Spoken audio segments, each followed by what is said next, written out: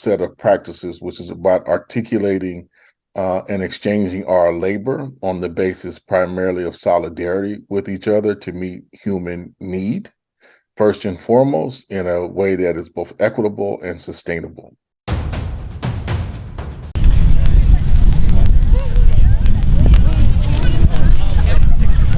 In 1986, workers across the country launched a general strike starting on this day in order to win the 8-hour day. Hello, my name is Stanley Heller. Welcome to the Struggle Video News. In response to the death by starvation in his cell by Khader Adnan and the rockets from Gaza, the Israelis launched an air attack on the Gaza Strip, killing supposedly 3 Islamic Jihad leaders and 10 civilians, including 4 children. The little boy on the left is believed to have died from sheer fright. Ben Gvir, who had been withdrawing from government activity, was appeased, and he returned to work. May 11th marks 1 year since the assassination by Israel of Al Jazeera journalist Shireen Abu Akleh. Of course, the apartheid state has not punished any of the soldiers involved on the attack on Abu Akleh and other journalists that day. Most of Congress never said a word about the killing of Abu Akleh, even though she was an American citizen. These are some memes we made commenting last May.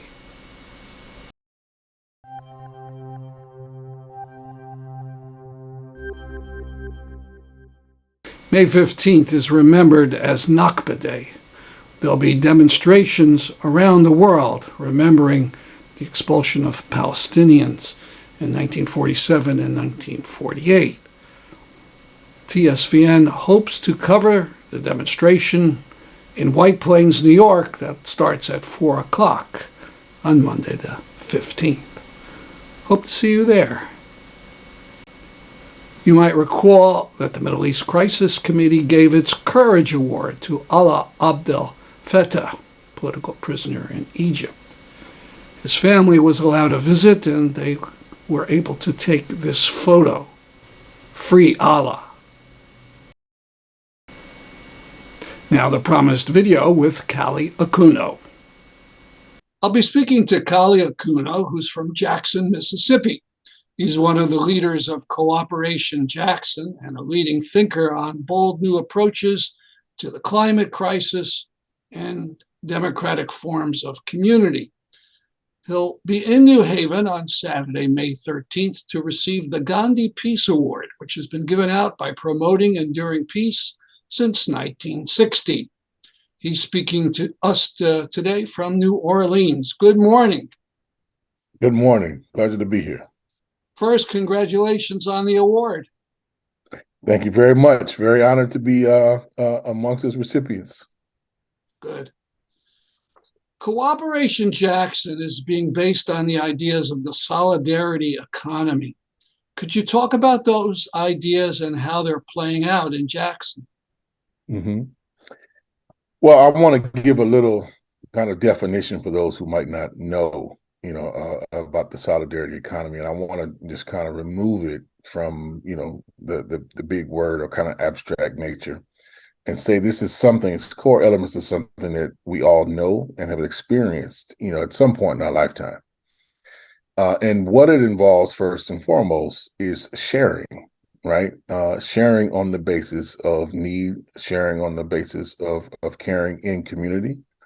And you can just think of, everything from neighbors, sharing sugar or flour, in the neighborhoods that we grew up with, which was not based upon monetary exchange. It was just based upon, I have a relationship with you of reciprocity.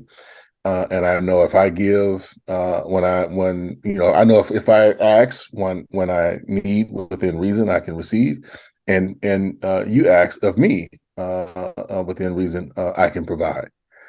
So there's a level of principle there that has grown out into a set of practices, which is about articulating and exchanging our labor on the basis primarily of solidarity with each other to meet human need, first and foremost, in a way that is both equitable and sustainable. And so there's a whole associated set of practices that have been built up within this, framework of solidarity economy. And it includes everything from participatory budgeting to time banking, to tool sharing, to developing community land trusts, to developing cooperatives, to doing credit unions, right? To do mutual sharing of our resources. And so Cooperation Jackson is trying to take these practices, which are widespread in a community like ours, which faces widespread unemployment, structural unemployment, wherein there are critical aspects of in our day-to-day lives that folks have to share on a pretty wide basis in order to make it, right? An aunt paying a phone bill, right? A grandmother doing childcare. And what we're trying to do is formalize that to be able to build a more sustainable economy in our community, and utilizing the skills and resources in a profoundly different way based upon solidarity as opposed to based upon just wages alone, to be able to meet the needs of our community, and trying to look at the things that are sometimes considered deficits as actual assets. And one of them being, time. We have a lot of people with a lot of time as a result of the chronic unemployment with a lot of skills. And it's our task to figure out how to put them in relationship with each other to create more value, to improve the quality of life in our community. And I understand that land is part of this, that you're a core part of that's where the community land trust comes in. So we have the Faneuil Hammer Community Land Trust. It was really the first institution that we started building, and we wanted to do that to make sure that we could provide, the co-ops that we incubated and helped to develop, that we could provide them with a place, to be able to do business, but also the other hand, to be able to do a level of food production that could sustain us and help us move in our community towards food sovereignty.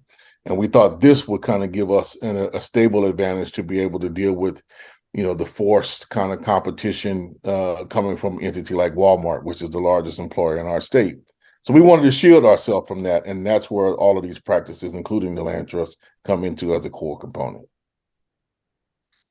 Now, Jackson has been on the national news, unfortunately, for a reason of a number of crises that are going on. And the most prominent one is the lack of safe drinking water.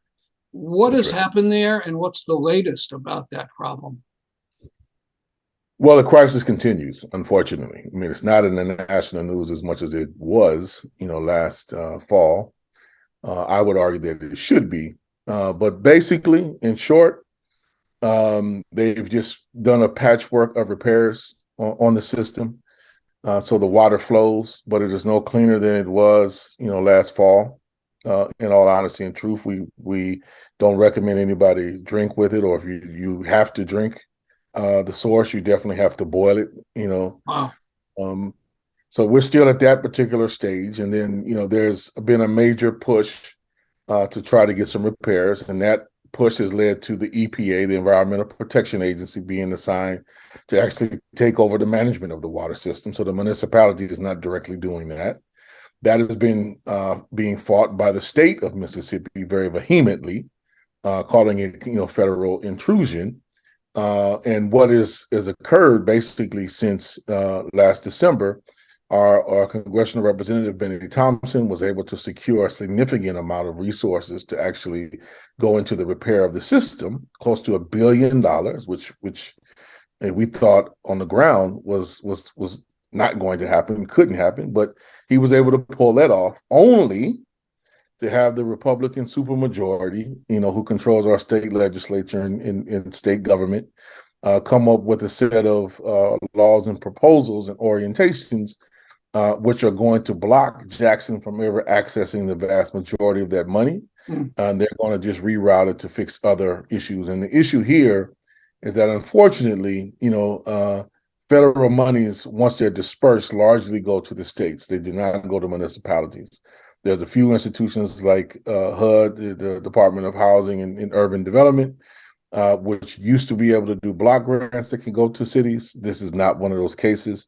So a lot of that money is just being misappropriated and stolen, and which means that this crisis is only going to continue. And as Mayor Antar Lumumba and many of us in the community said, it's going to break down on a level of epic proportion sometime again soon. And it is a matter of when and not if at this particular point in time. And this crisis is going to continue to just escalate and aggravate until we basically are able to secure some real federal resources to come on in and repair the system, because we're not getting any from the state. And this is happening to Jackson, which is the capital city of Mississippi. Could the problem have anything to do with the fact that Jackson is 80% Black? The problem has everything to do with the fact that Jackson is over 80% Black. And I'm not saying that, jokingly. I'm saying that directly. If you look at the water crisis and its origin, this is something that's been kicked down the can. But the major breakdown started in the 1980s, and it wasn't until the 1980s that the city became majority Black. And it was a systematic, divestment from the city and a systematic blockage of resources being allocated to the city from that time. And so every administration, from Cain Ditto, who was the last white mayor of the city of Jackson in the early and mid 1990s, have gone to the state government and outlined very clearly, we need this amount of money to fix this. We need this amount of money to fix that. And they just go through excuse after excuse, blocking mechanism after blocking mechanism in the state legislature to make sure that when they have given resources, they've given far less than what was asked, far less than what was needed, or just blocked it, wouldn't even allow certain bills and proposals to get out of committee. And this was particularly true, or has been particularly true, of Phil Bryant, who was the last governor, who's now in this major welfare fraud scandal with Brett Favre, where they stole all this money, because again, how it was allocated to the states and not directly implemented to those in need through the cities or municipalities. And the other piece you can directly cite to the viciousness of Tate Reeves, who's the governor now, was the lieutenant governor before, and was directly at every level over the past 8 years responsible for blocking Jackson being able to access resources from the state and federal government to repair the system. And believe me, every administration, Chokwe Lumumba, Tony Yarber, Chokwe Antar Lumumba, has outlined very clearly at every step of the road what was needed, only to be denied. So this very much has to do with race. Now the title of your speech on Saturday is Shifting Focus, Organizing for an Eco-Socialist Future. Could you give us a little taste of your talk? Why don't you think capitalism can be reformed to give us a brighter future?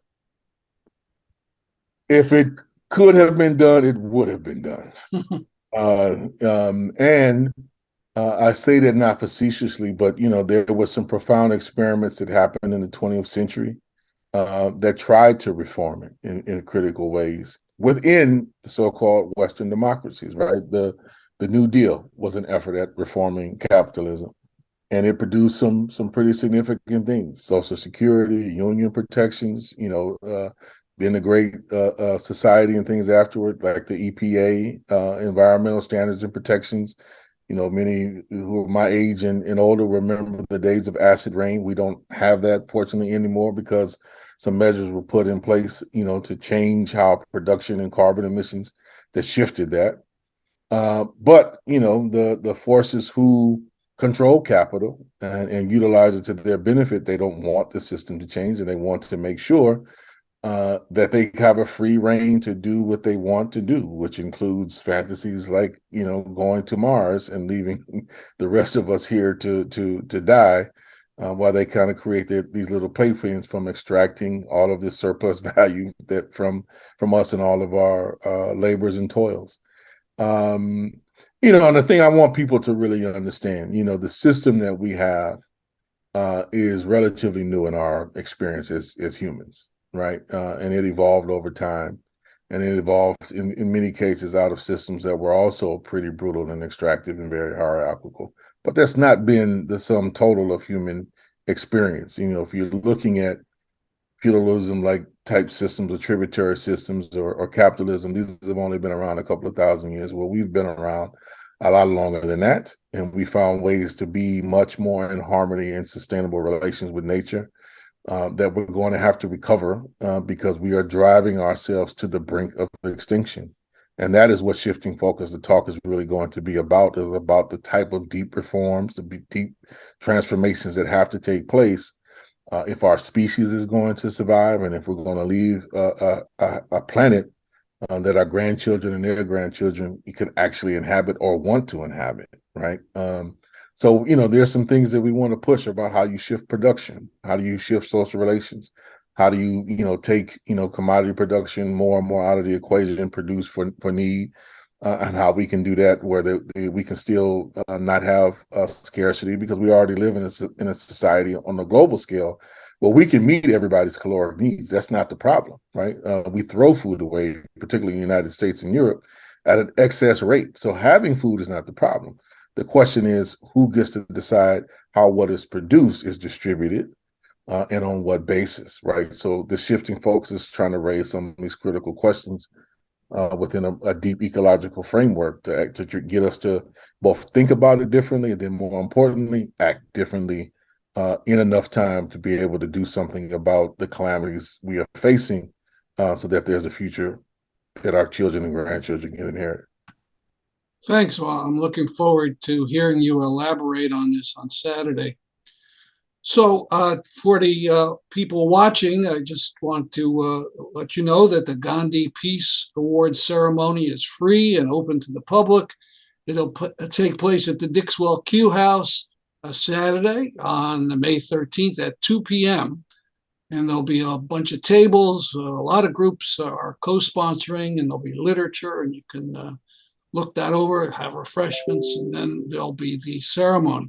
And all that takes place at 197 Dixwell Avenue, Saturday the 13th. You enter on Foot Street. For more about Kali Akuno and the award ceremony, go to peace.org. Thank you so much for this interview. Thank you. Looking forward to Saturday.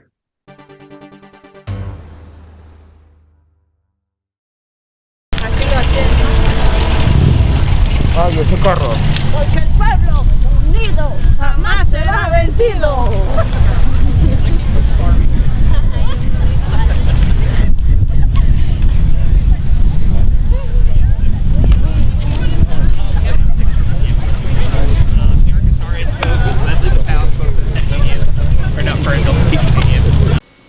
You just saw a bit from the start of the protest march at the end of Mayday on the New Haven Green.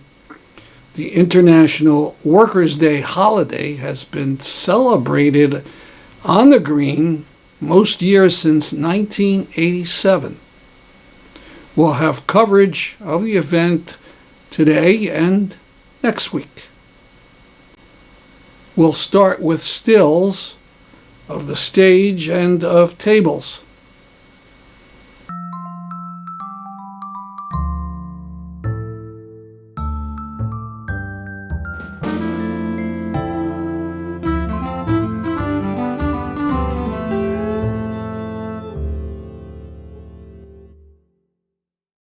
These folks are unhappy with the way the New Haven mayor was treating the homeless in tent encampments.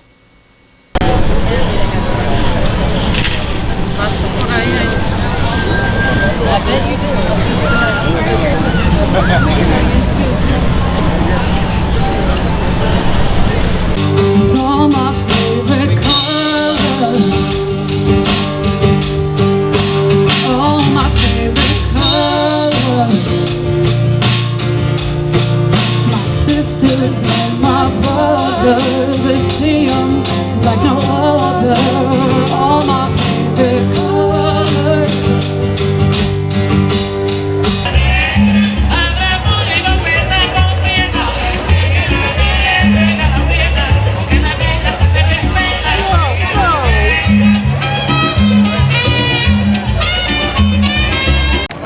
I'm speaking with Mark Griffin of FACE. And could you tell us about the group? FACE Group, we've been around about 6 years. We focus on every day, pretty much how people are doing, everyday living life in New Haven, as far as homelessness, you know, just meeting different nationality, different people every day, saying hello, and you know, pretty much what goes on in everyday living outside of New Haven as far as homelessness or people getting meals to eat. You know, just letting us know how they feel about life in the city of New Haven. So it's a New Haven group. Yeah, it's a New Haven group. We also have a mural where people sign, you know, how they feel about on life terms, about everything, as far as housing, you know, just connecting with different ones throughout the city of New Haven. How long has it been around? We've been around almost 6 years. We've been around 6 years. Good. We meet the third Friday of every month. No, we meet Friday at Panera Bread. Our next meeting will be May 12th at Panera Bread. And you know, Which Panera Bread are we talking about? on Chapel Street. Uh-huh. Chapel Street. They have like a room or something? Yeah, we have a table where everybody come and you know, anybody can come and join. It doesn't matter what nationality you are. It doesn't matter what gender you are. Everybody's more welcome to join FACE Group. I love it. Matter of fact, I have my T-shirt on.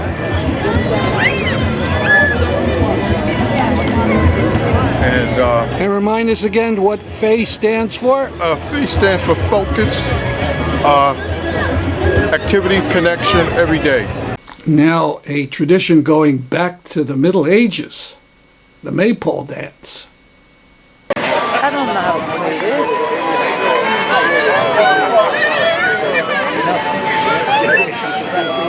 Goes back to the Middle Ages in England. They used to do this thing.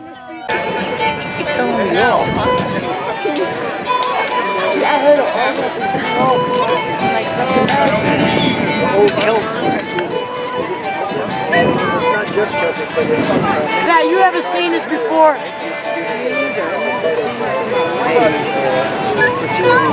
festivals of the. This is the first time they did it. Wow, look at this. I remember.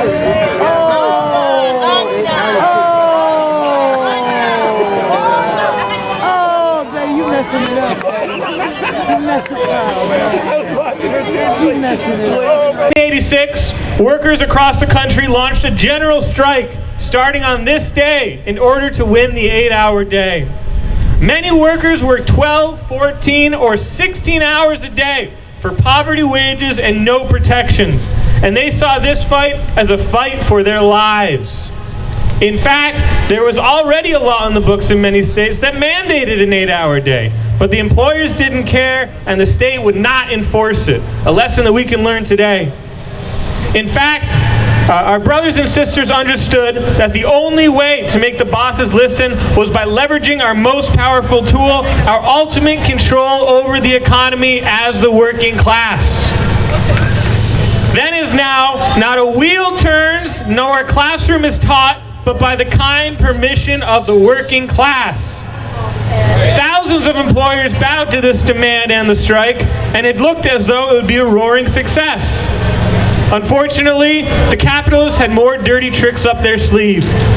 They ratcheted up the tension by having the police first shoot striking workers at the International Harvester Company in Chicago. Then, the next night at a rally, an agent provocateur threw a bomb at the police, touching off another massacre, where 4 more protesters were killed as the police shot indiscriminately into the crowd. Just like today, the ruling class knows to not let a deadly disaster go to waste. They used the attack to crush the 8-hour movement and the strike. They arrested hundreds of workers, leaders, activists, and sympathizers without warrants. They shut down all the most popular workers' newspapers, tortured prisoners, and unleashed a wave of terror across the country. In their own press, the bosses whipped up anti-worker and especially anti-immigrant sentiment to justify trampling on civil liberties. The greatest outrage they perpetrated was to put 8 of the workers' leaders on trial. They were prosecuted not for any crime, but for their beliefs. These were socialists and anarchists who believed that the cause of labor was the cause of all mankind, and that a better world was possible without exploitation. They were tried not by their working class peers, but by leading foremen and clerks at the big factories who were already prejudiced against them. Just like today, the ruling class knows how to use hate and division against the working class in order to divide it against itself. Listen to what they wrote in their papers about the immigrant workers on trial and ask yourself if it doesn't sound like transphobia or racism today. Quote, "Let us whip these Slavic workers back into the European dens from which they issue, or in some way exterminate them." All were found guilty of murder, and 7 were sentenced to death, and 4 were ultimately strangled by the state later that year, after another was executed by a prison guard. It is in their memory that thousands more organized today. The time is coming quickly when we will have the opportunity to overthrow the capitalist system, but we must prepare ahead of time. There are events on the horizon that will make the George Floyd uprising and the 2006 Day Without an Immigrant look like a walk in the park. We need an organization, a party, that can hold together all the layers of the working class in the struggle for when that time comes. So please, join Socialist Revolution and the IMT and learn the lessons of the past and fight for the future of humanity.